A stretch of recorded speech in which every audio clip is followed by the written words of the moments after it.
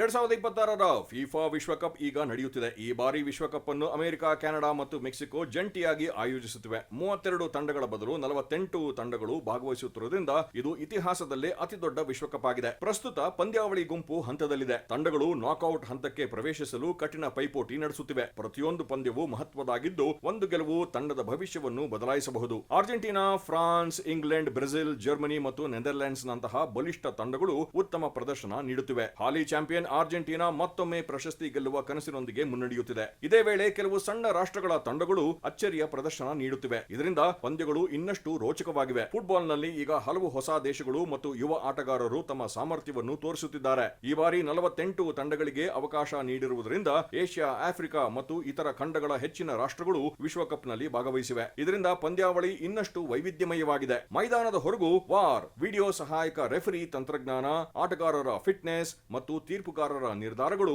ಚರ್ಚೆಗೆ ಕಾರಣವಾಗಿವೆ. ಮುಂದಿನ ದಿನಗಳಲ್ಲಿ ಗುಂಪು ಹಂತ ಮುಗಿದು ನಾಕ್ಔಟ್ ಪಂದ್ಯಗಳು ಆರಂಭವಾಗಲಿವೆ. ಆಗ ಪ್ರತಿಯೊಂದು ಪಂದ್ಯವೂ ಗೆಲ್ಲು ಅಥವಾ ಹೊರಗುಳಿ ಎಂಬ ಸ್ಥಿತಿಯನ್ನು ತಲುಪುತ್ತವೆ. ಹೀಗಾಗಿ ವಿಶ್ವಕಪ್ನ ರೋಚಕತೆ ಇನ್ನಷ್ಟು ಹೆಚ್ಚಲಿದೆ. ಒಟ್ಟಾರೆ 2026ರ ಫಿಫಾ ವಿಶ್ವಕಪ್ ವಿಶ್ವದ ಕೋಟ್ಯಂತರ ಅಭಿಮಾನಿಗಳನ್ನು ಒಂದೇ ವೇದಿಕೆಯಲ್ಲಿ ಸೇರಿಸಿರುವ ಕ್ರೀಡಾ ಹಬ್ಬವಾಗಿ ಮಾರ್ಪಟ್ಟಿದೆ.